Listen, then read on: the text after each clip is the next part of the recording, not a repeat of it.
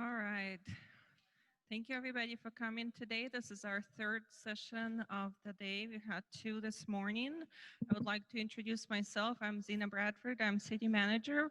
We have here with us Lori Tamur, who is our planning consultant. And we have Chip Wilburn, who is city attorney, and Matt van der Linden, who is our public works director and city engineer. And of course, here we have Ed St. George, who is the developer who proposed this conceptual concept today that we are talking about. And he will introduce himself in just a little bit, as well as the project. So I'm going to first start by introducing the process for today. As you can see, we are working in environment of COVID-19. So we got this capacity of 50 approved by the county, but we do ask you to please maintain social distancing during the session, maintain your seats. And when you exit, we ask you to please go in this direction. The way we're going to work this is that Ed will have about 15 minutes presentation. which will be followed up by sort of a question and answer session, but we ask you to please use the cards that you received as you checked in and write your questions on those cards. We'll sort those questions by theme and address. We've been able to address a lot and most of the questions in the previous two sessions. Anything that is not addressed at this time, we'll put on the city website with detailed answers to all of the questions and all the input that we received today. Some of the next steps that I should mention, I'll mention again at the end of the presentation, is that following this, there was a lot of demand for this workshop, so we ended up with the maximum of 50 people in each. And in this session, we also have some folks on Zoom joining us. But in order to also accommodate a more conversational type of environment, we'll schedule some follow-up smaller sessions for community members to be able to meet with the developer and have a back and forth conversation rather than just having to work through the cards like we're doing today. With that, I'd like to introduce that here today we are first to have Ed introduced his updated conceptual plans for a potential development on the site. He, following the original initiation and introduction of this conceptual plan to the City Council, Ed St. George has made some recommendations or some modifications to where this Veterans Hall is actually a centerpiece of his new conceptual proposal. I would also like to take a moment to explain where we are in the process with all of this. This is very conceptual at this point. I think there's some confusion that this is an actual proposed project. Well, it's not. We're in the very beginning here. You will see we're in a project shaping stage. There is multiple folks that would be involved if this project was even ever going to go forward and get approved, which includes multiple owners. It includes the Ed St. George's private owner who has purchased the old lumber yard. As you know, that parcel just to the side of us. It includes the city and also the county. And this is really a very beginning of a conceptual development with public input that will take some back and forth and some shaping and changing of the project to really meet the needs of this community. So we're really here right now. We're in our first series of community workshops. We will have more, and then all of this information will be presented to the City Council so that they can make informed decisions going forward, and that's where we are. Now, I would like to also ask Lori Tamor, our planning consultant, to give a little bit of an overview of if the county, the city, Ed St. George, the community, everybody moves forward with this project. When the project is formally submitted, what would that review look like in that process? Good afternoon. Lori Tamura, I'm working with the City Planning Department, and the application that is being reviewed today is concept plans. Over the next couple of months, the plans will evolve. There will be a hearing at the City Council later this year to initiate an application. That application will be submitted to the city's planning department, and at that point, we will start the public review process, which includes all of the technical review from the city staff, engineering, utilities, planning, and then we will have an environmental review with an EIR, and after that, it will go for, that usually takes about 4 to 5 months.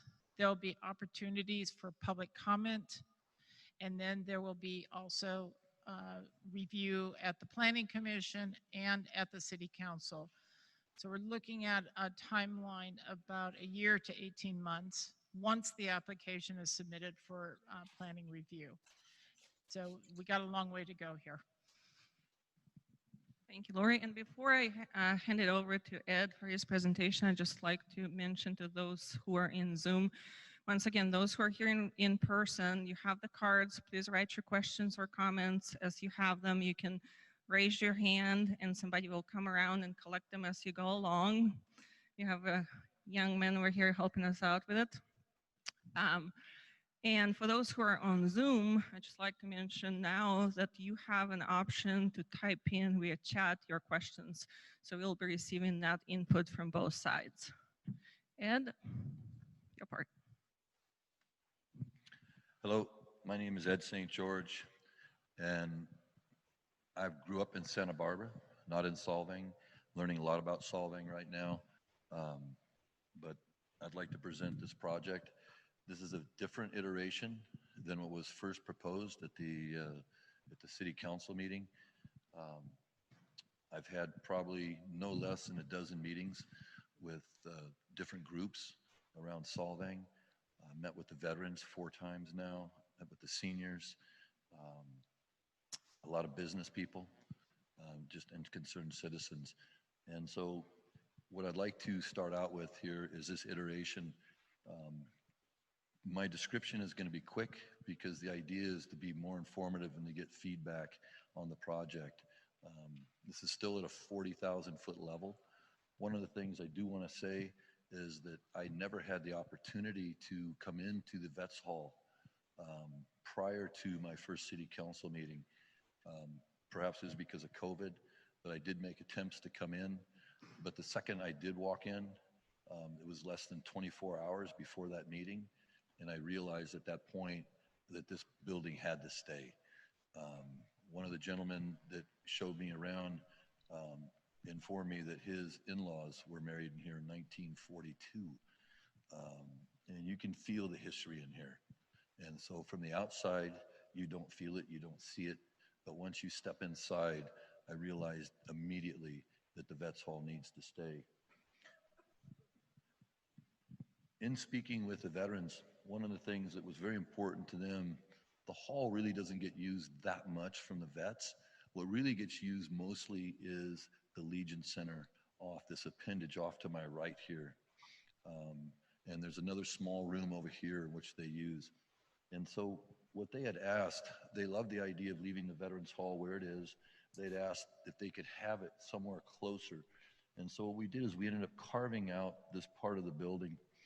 And what this is when the Legions were talking to me, they were telling me that they have a barbecue once a month.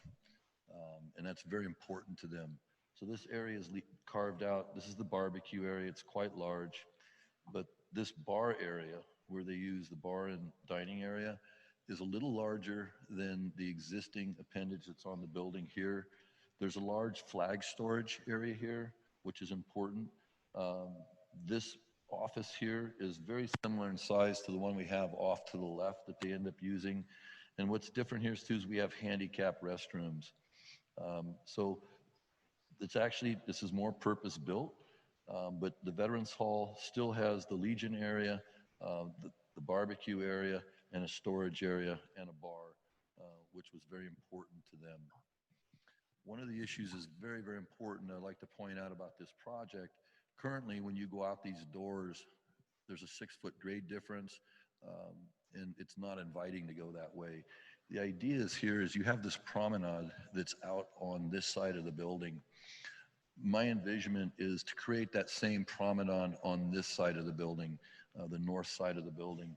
The reason building, because can we go to the next one, please?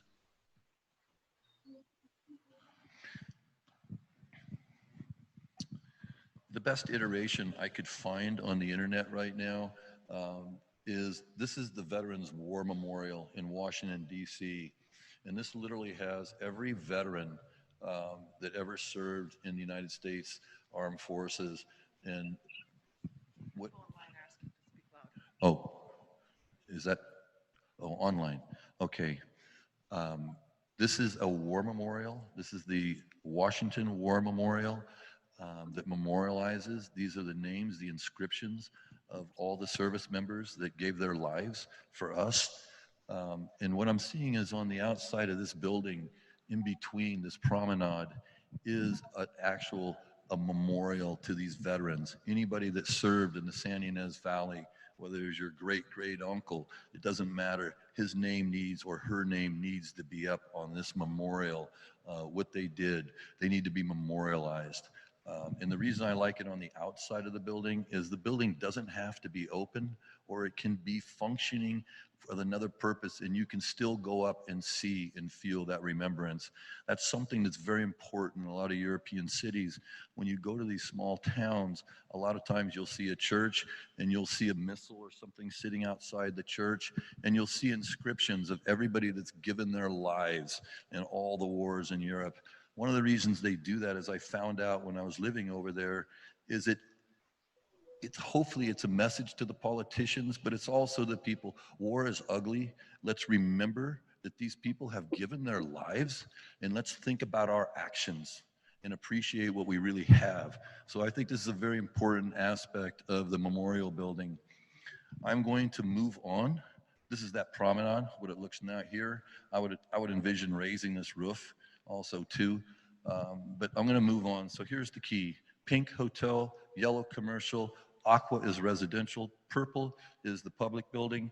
The Veterans Hall is the two different shades of green. It's the Veterans Hall, the Legion Hall. Gray is for parking. You wouldn't see this parking lot because there's a 20-foot gradient difference between Mission Drive and Maple, meaning it goes up on an angle. So if you were to actually drive in here, you would drive in, you would be 2 floors below, because the idea is to keep this flat. This area up here, Maple, these are all residential. There's residential, there's seniors up here. On this side, you're not seeing right here, but built on top of this parking lot are 7 affordable sheriff's housing apartments. One of the things that's very important for a community, if there is a disaster, you want sheriffs, you need law enforcement around. The only reason we had law enforcement available to us during the mudslides in Santa Barbara is because there was a fire going on concurrently. They happened to be there. Otherwise, it's very easy to become isolated.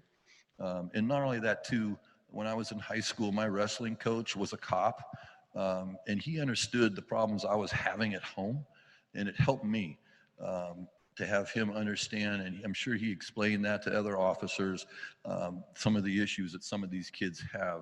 So my feeling is it's great to have law enforcement in your community. This gives them an opportunity.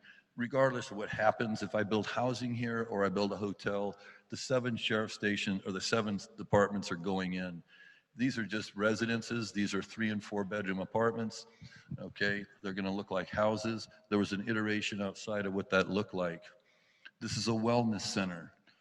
There are no hotel rooms on this floor right here. This is a wellness center that has a lap pool. It has a large area for exercising.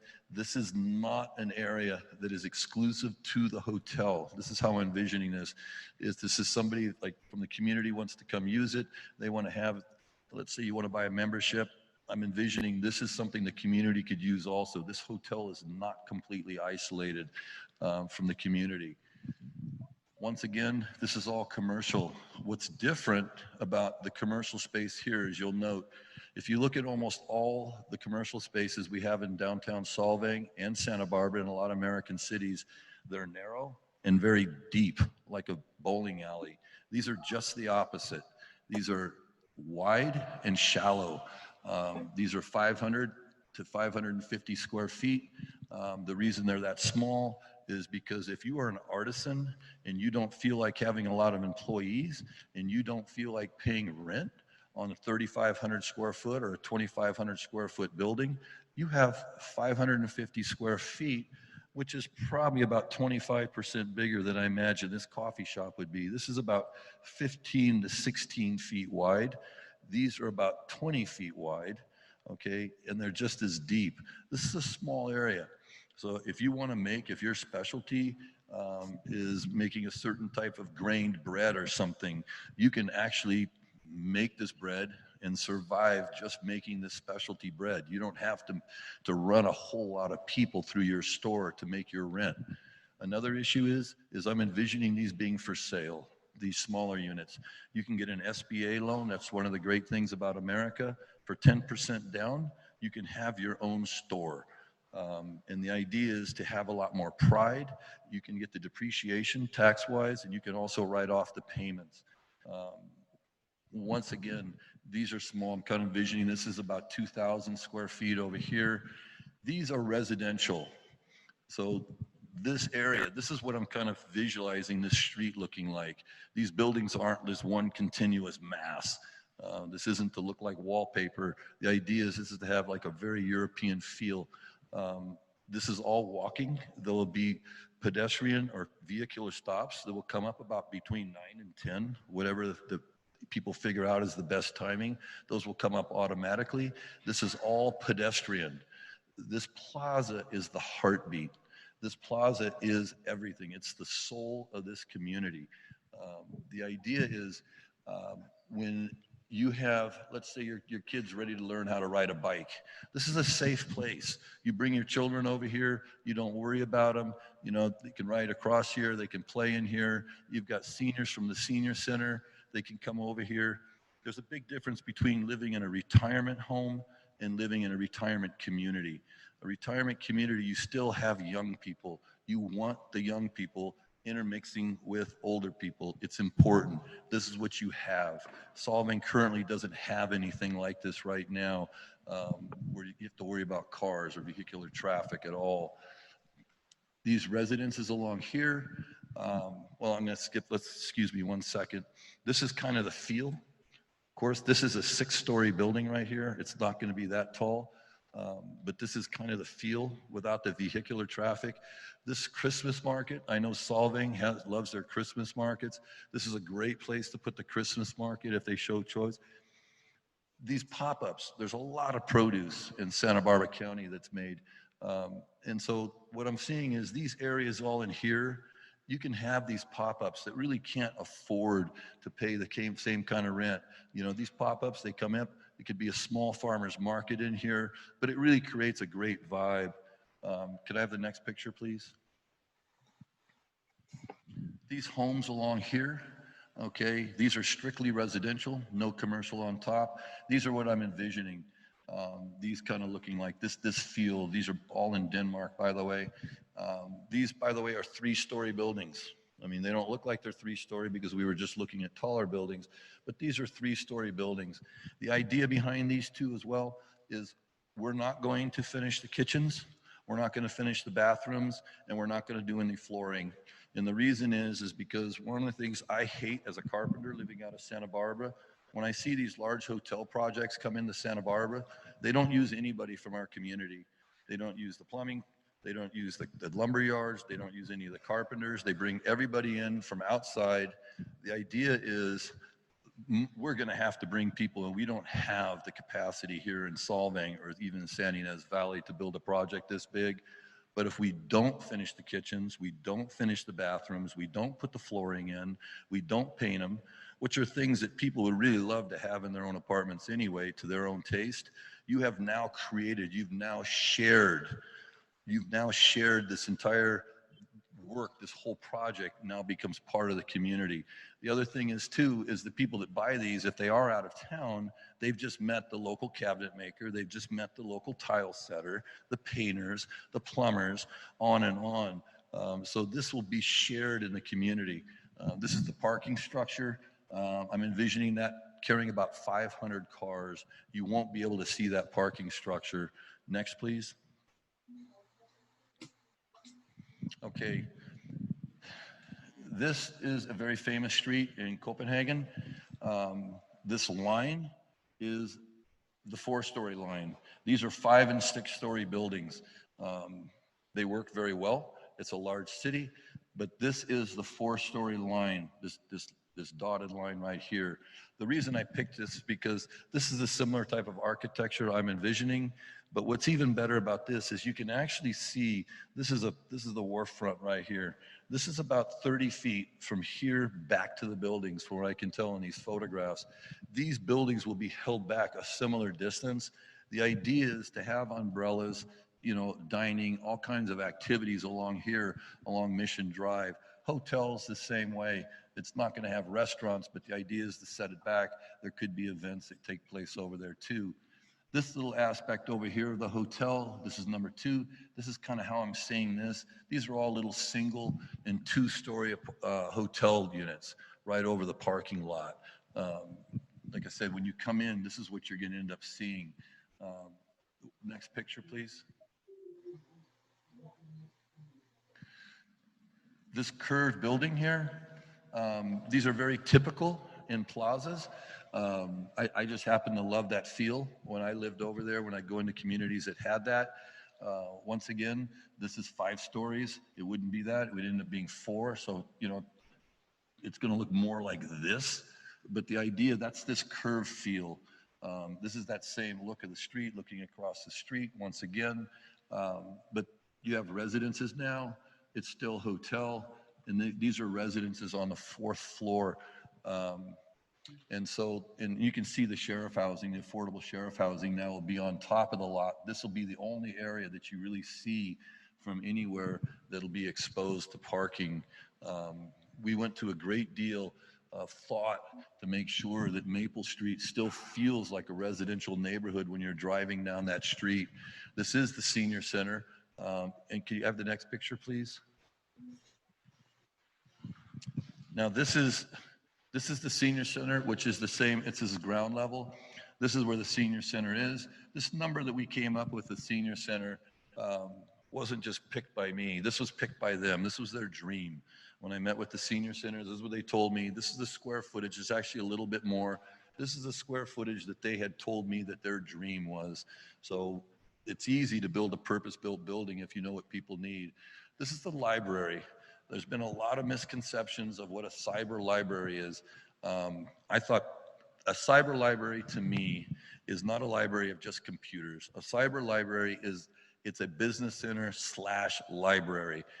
Your current library has computers already, but this has a greater emphasis on that.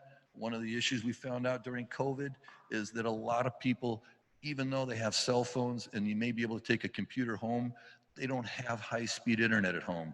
Well, because it's about $200 to $250 a night. California lost about 30% of its students during this crisis right now because they don't have high-speed internet. The idea is about the same time the seniors are starting to go home, 1 or 2 o'clock, kids are getting out of school, and they're able to come over here and utilize the library. I think it's important to have not just young kids and seniors using a library. I think it's important too that we have our kids at all ages. This is where they can come, they can do their homework, they can have teachers come over here, help them do their homework. We've got the supervisor's office over here, we've got the restrooms, and these are just the city offices that nobody seems to care about.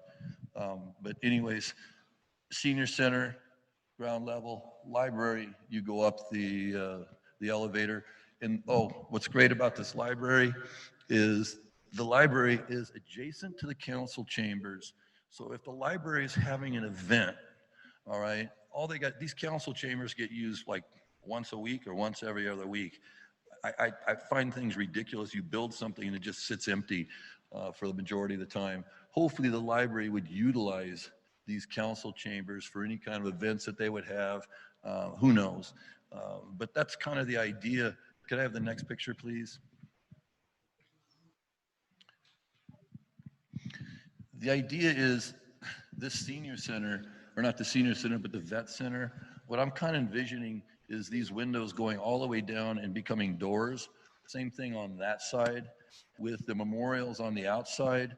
But this, how I see, is having it open all the time. Even if there's not an event happening in here, the idea this would be open. You could display art, there could be history of whatever you want to put in here, quite frankly, but this would be a continual use, not just a few times a year. I know everybody likes to think that this place gets used all the time. I went back and looked at the 2 years of history. This building hardly gets used. It would be great to see this building open almost 7 days a week. That's how I see it. And so, did I forget anything? Good. All right, so thank you, Ed. Now we'll turn to the question and answer part. The first one has to do with the vet's hole. And it's a comment form. Do not modify the vet's building. The proposed changes are not historically consistent with the building. That parking plaza separates the vet's hole and creates potential pedestrian conflicts. I'm sorry, I didn't get that question. There's no real question, it's a statement that you might want to. The parking plaza separates the vet's hall and creates a potential pedestrian conflict. No, maybe I'm the.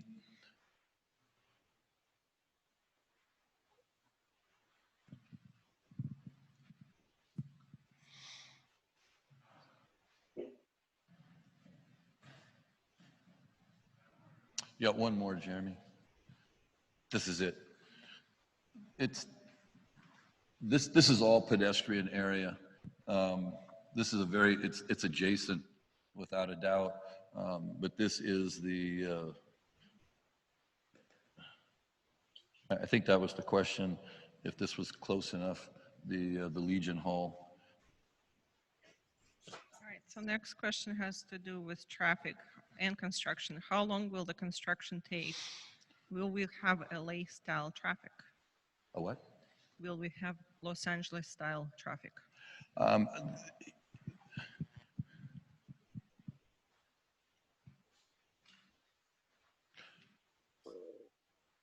One of the most common questions we have right now is traffic, and is this going to increase traffic in Solvang? I'm not a traffic expert, but I am a building expert. I would imagine it will increase traffic in Solvang for a short while, but the idea is hopefully Solvang has an opportunity to change its paradigm. Right now with COVID, you have a great opportunity to draw the line in the sand of what you want Solvang to be over the next 20, 30 years. If this is what you want to continue with right now, Solvang currently is a potty stop. These buses come up from Los Angeles. It's about 3.5 hours. They stop over here. As everybody's walking out, they hand these people a bag lunch. They walk around your community. They use your restroom. They get back in the bus and they leave. A lot of the hotels that are here are set up for one-night stays. Okay, the idea is to change that paradigm. We need to change that paradigm. It's important. If we can get people to come up here and stay for a week, park your car, get on your bicycle. Right now what's happening is Buellton is building all these hotel rooms. They're advertising themselves as Solvang. They go in, they stay in Buellton, they get in their car, they drive the 6 miles to Solvang, they create more traffic, they have lunch, maybe they have dinner, they get back in their car and they drive back to Buellton. This doesn't have to happen. You can control your destiny right now. The idea is to build nice hotels.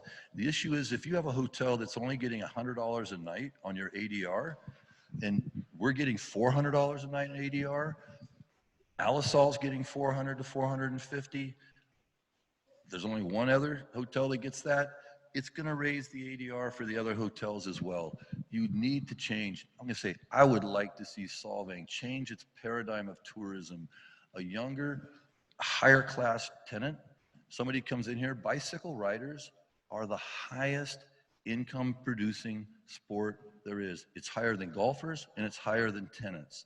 Okay, these people come, they typically stay for a week. That's the idea. Let people come up to the valley, not just for a night, not just for 4 hours.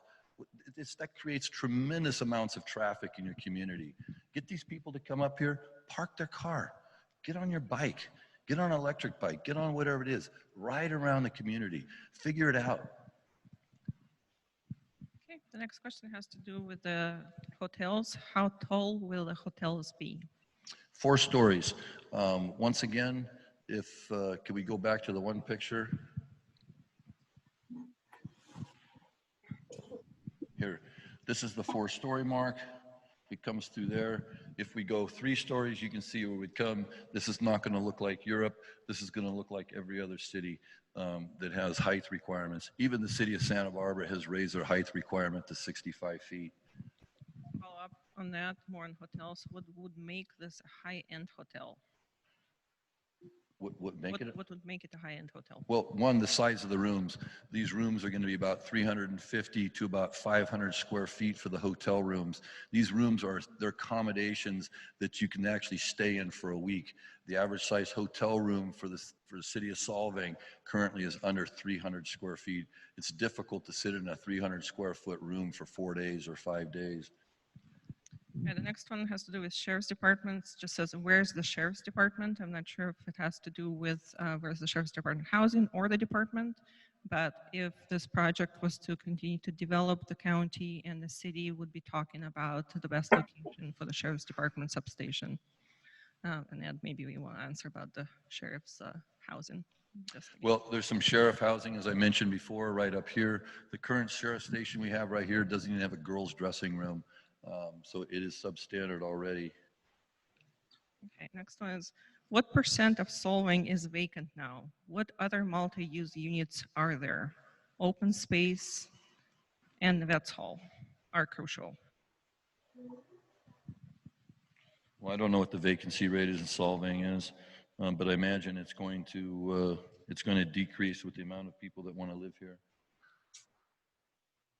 Next question has to do with senior center. The senior center just signed a new lease for 50 more years. Some of the homeowners wouldn't sell.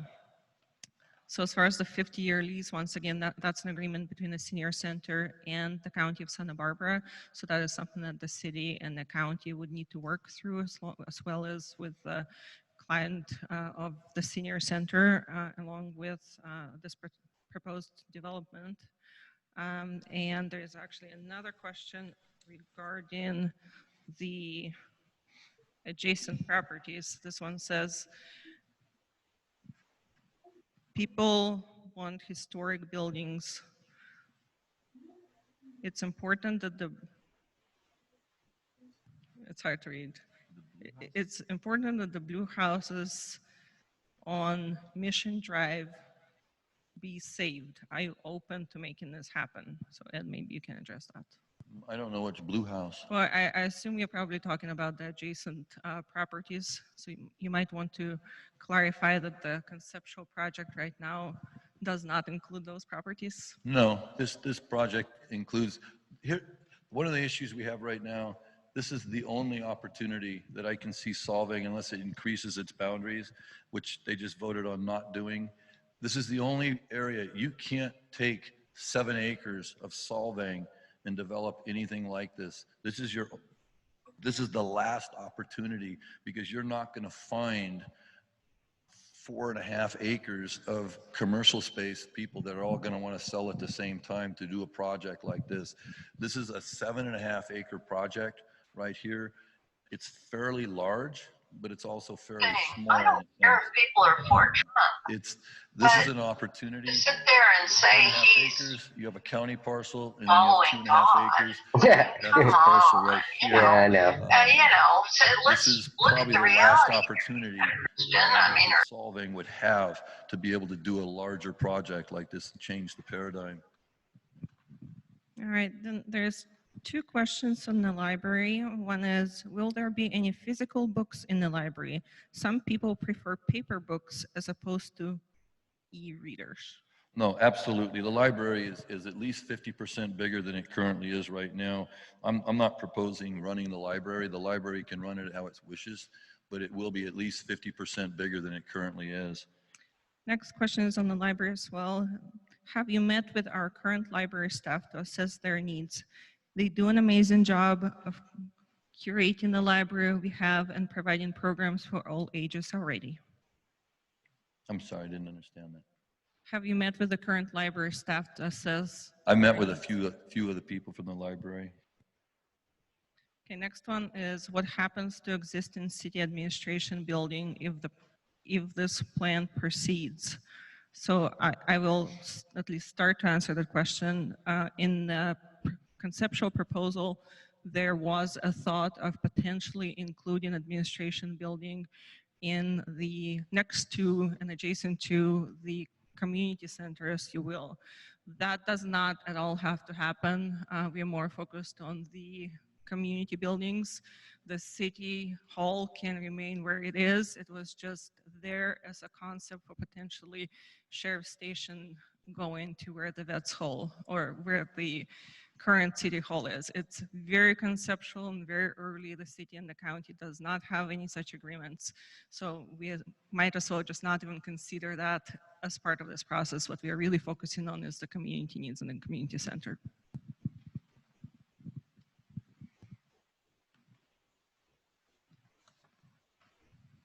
Next one is, does the city currently have an agreement or letter of interest to sell the Vets Hall to the developer? That's a no. Mr. St. George, would you be interested in this project if it was only going to be developed as community center? Not include hotels, shops, or retail spaces? No. That was a no. People I'll adore answer some him and think questions that's online right. here. All that socialism. He's totally a socialist. Oh, yeah. And And we, they we love- would and like they to love- people and to people please love that. mute His- yourselves because what? we can actually hear people talk online in the comments that you're making. One of the comments here is, what is the closest the vertical walls of the development's structure will come to Mission Drive? And how wide will the sidewalks be between the development and Mission Drive? Once again, this is 25 to 30 feet wide. I think 28 feet is what we were talking about, but it's 25 to 30 feet, very similar to what you're seeing here. It's very wide. 25 feet is probably right about here. 30 feet is going to be right about here in width. So this is how wide the sidewalk would be from the building. The building would go up from here. Mission, yes, correct. Sorry, Mission Drive. That was the question. Next question is, the expansion of a development otherwise confined to the lumber yard to this concept is driven by the city's revenue needs over the far term. What are these financial requirements? What is the revenue expense story of the lumber yard development versus the entire concept? Well, I can't really answer what the cost of the project is going to be. We haven't even come close to even nailing down even a concept. I mean, we're very, very conceptual right now. We're still, like I say, this is public input at this point, so I can't do cost at this point at all. Right. So I think another part of that answer is that the lumber yard right now is actually a land that's not developed at all, so it's not generating any property tax, sales tax. Oh yeah. TOT. I guess that's the question: is what does this generate in taxes for the city? I would have to say, well, at this point right now, pretty much zero, just because the lumber yard's not working. They don't pay anything. This is county property, so, and the parking lot is for free. So it's actually I'm sure it's a negative.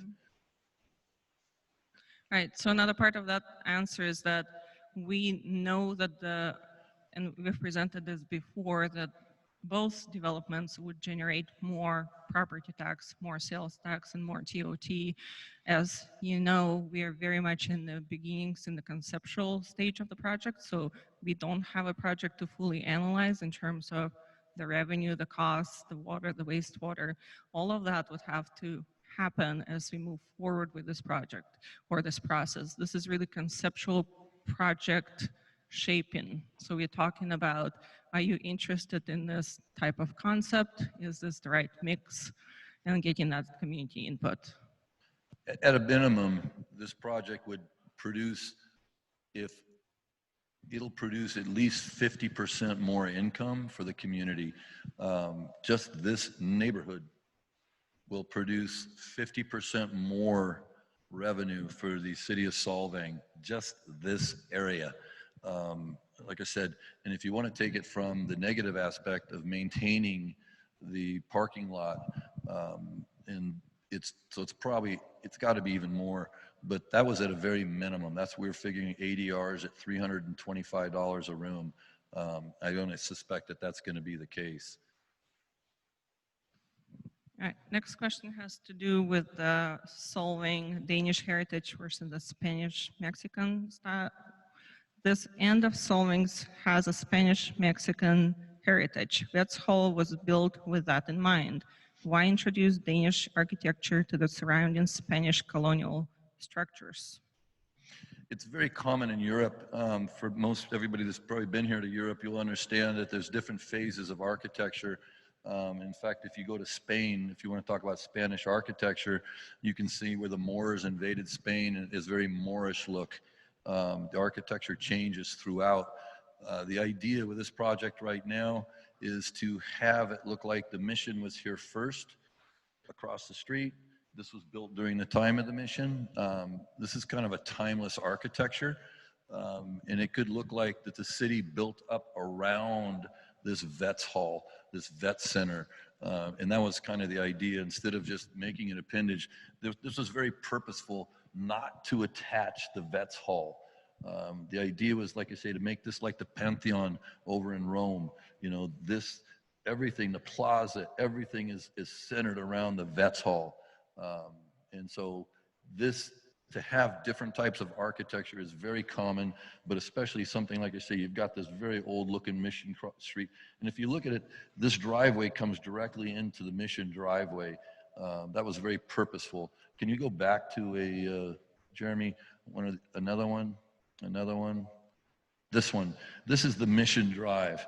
And the reason we put the driveway here was to make it look like, hey, the Mission was here built. You know, this little community kind of happened at the same time. This walking path, this horse path kind of came in at the same angle. It disappears. This is a pedestrian bridge going from the wellness center over to the plaza and this whole commercial area, commercial residential area. All right, next one is, what happens if you build it and no one comes to populate it? Who will be responsible for the cost to maintain it? Well, if I build this and nobody comes, I've lost everything I've worked for in my entire life. But I can tell you this right now, I own over 100 pieces of real estate in Santa Barbara right now. I'm very well footed. I've been a very, very conservative investor my entire life. And I'm not going to do something stupid at this point in my life. There's no need to. I spoke with a realtor, one of our meetings that I had on Tuesday. There was a couple of realtors there. One of her questions was, well, when can we build this? And I could probably sell at least 6 of those tomorrow. I'm not worried about this project making it. I'm just worried about getting it in the ground and making everybody happy. These will sell. I'm not worried about that. The idea is to get these built and get them built with the community in mind. All right. Next question is, what is the vision for ownership of the properties? I usually build to hold. That's my paradigm. That's why I have so many pieces of real estate in Santa Barbara. One, I'm very greedy, and I hate selling because I hate paying capital gains taxes. But 2, I like to keep my property tax basis the best I can with Prop 13. This particular project, though, would have to be quite a bit of it have to be sold. The reason it needs to be sold, I would love to retain ownership of all these commercial place pieces in here. The reason is they're going to be worth a lot of money as the Solvang starts growing into this. But that's not good for the community. What's good for the community is somebody coming in here, owning this space themselves, having pride of ownership, being able to make a living out of a space here. These places over here, these need to be owned. These are all rentals is what I'm seeing. Everything over this area and here, a lot of these would be rentals as well. But a lot of these are going to be sold. Even on top of the hotel, if this project doesn't go through and I just build a hotel, there's going to be 8, the top floor will be sold units anyway. The reason you do that, that's something they're starting to do a lot more. If you have traveled into Europe, you'll go into these nice hotels where you see that there will be residences on top of hotels or in between floors. It's very common for something like that to happen. But the idea is to get people up here that are familiar with the area, not just washing in and out all the time. Like I say, the idea is to have a whole lot of people.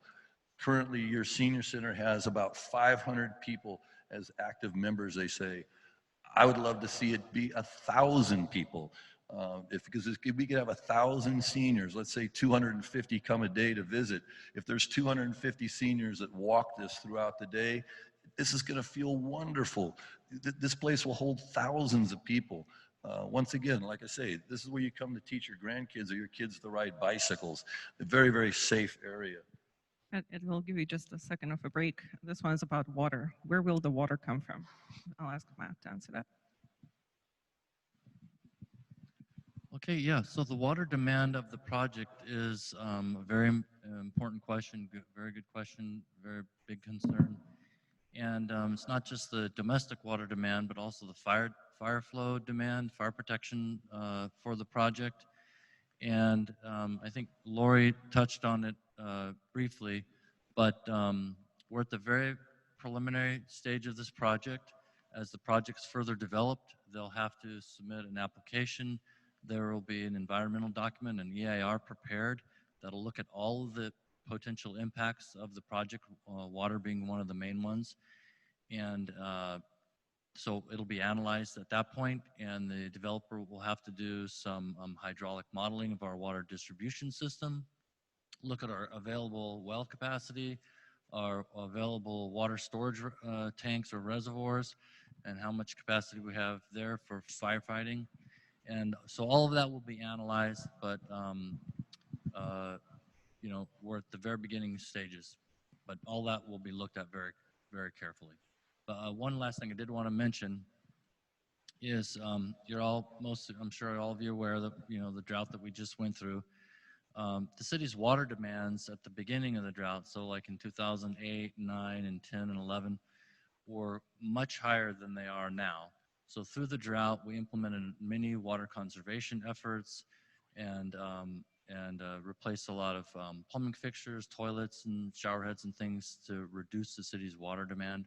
So our water demand now is a fair amount lower than what it was just a few years ago. So. All right, thank you, Matt. There's a couple of finance type of questions. I'll answer those. The first one is, what is current projected bond rating of the City of Solvang? The short answer is the City of Solvang doesn't currently have debt, and therefore the City of Solvang doesn't currently have a bond rating. If there was debt associated, then it would go through the process of the rating agencies, and the City of Solvang would have a rating. The next one has to do with how is this project being financed? Is Solvang real estate or other assets being transferred to the developer or others? So as to the second, Solvang real estate or assets are not being transferred to the developer. The developer has a parcel that he owns, which is the old lumberyard. We're at a very conceptual stage of talking about this project. And so if this project was to happen, we would have to have an agreement between the city, the developer, and the county to move forward. And at that point, there would be some kind of an agreement on how properties would transfer. Let's see what else we have here. I have a question here. It says, what accommodation is made for RV parking? There would be no accommodations made for RV parking. I mean, there's maybe in other parts of the community, but there would be no RV parking. They would not be able to enter into that parking lot. And would 4 stories make this the tallest development in Solvang? Yes, it would. Not by a considerable amount, but by a decent percentage, without a doubt. What you have across the street is probably 38 foot in height. These would probably have to be, I'm going to say, probably close to 55 to 60 feet. So these are considerably taller in one sense, but in another sense, they're not. Once again, like I said, Santa Barbara, they've moved theirs. You just passed an ordinance here. The idea is to go up, not out. This would be the beginning of that. And now just to address the question on parking, will the inevitable overflow parking that cannot be handled by a parking garage or existing parking lot jams jam up our neighborhoods? Will you issue parking permits to residents to park in their neighborhoods? Well, I don't know how there'd be an inevitable overflow of parking, but that would be a great thing if it happened. If there were events like biking events again that were brought back to the community, I think there would be an influx of people coming into the community. But I mean, Solvang has parking problems right now. All you have is surface lots currently. Some of your best real estate, your absolute best real estate, is surface parking lots downtown.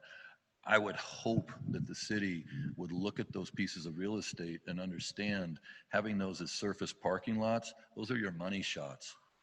That one that's sitting right next to Solvang Park, to me, is a travesty.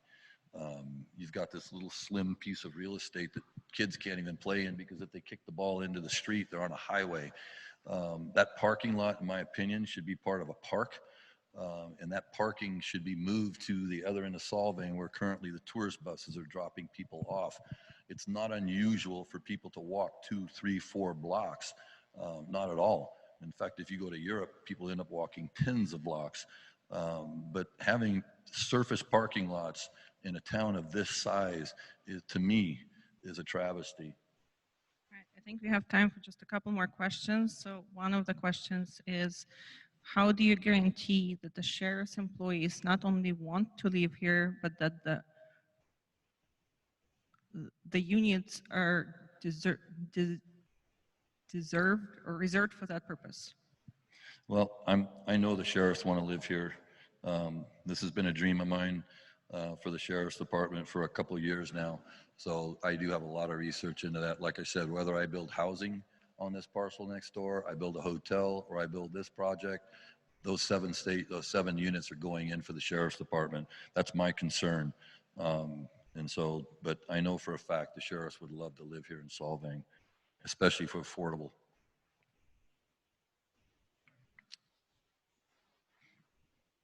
Okay, more on parking. Would parking be free to public? No. How is this project going to benefit the shops on Copenhagen Street?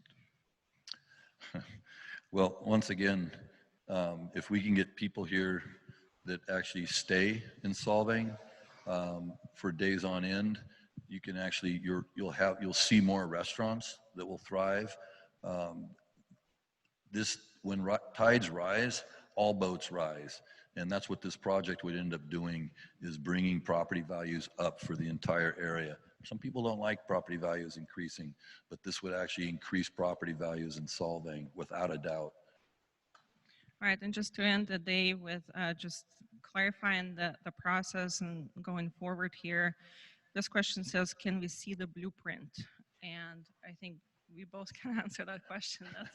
Yeah, what you have in your hands, or if you've grabbed the plans, you have as much as I have. This is as conceptual as I've gotten. I had my staff print everybody out a set of plans on 11 by 17. What you have is what I have. I have a bunch of research. I have reams and reams of paper on materials, how to come up with building. One of the difficulties we're going to find here is building a new building that looks like it's a 300-year-old building. I have talked to people, I've done a lot of research. How do I make the plaster look old? How do I make the plaster look like it's been plastered over rock or over brick? These are aspects that are extremely important. The last thing I want to build is something that looks new, that's trying to pretend it's old. I'm not going to do that. The idea is to do this and do it right. This will be one of the last projects of my career. This thing's got to go perfect. So everything I have in concept on paper for design, you have. If anybody's interested in looking at some of the other aspects of the materials we're using, I'd be happy to share that as well. So thank you, Ed, and thank you, everybody. We're almost out of time, so we'll just make some closing comments here, I think. Well, if there's more questions, unless you guys got to go. No, we can keep going. Everybody had an hour, so if anybody's tired, let me just give you some closing, next steps at least, and just remind you where we are at this point. Once again, we're in a very conceptual beginning conversation where we're just talking with the community, and we'll have this back and forth. This is the first of the sessions to get your input on this concept. The next steps would be, the developer, the city, and the county working together for this larger development beyond the lumber yard. At that point, we'll start to actually develop some blueprints and be able to look at more details once we know what those blueprints are including. So that's where we are today. Some of the next steps will be having more workshops that will be in smaller sessions of about 10 people, to where you could talk back and forth and converse with at St. George versus just having to go through the question cards. We'll also be posting all of the questions and answers on the city website. And we will be presenting the research and the input that you have provided today. Thank you for being here, to the City Council at the future meeting, where you will be able to provide your public input once again. But Ed St. George is available to continue to answer questions, so please feel free to stay as long as you want, or depart at this point. It's been a good hour. We thank you for participation.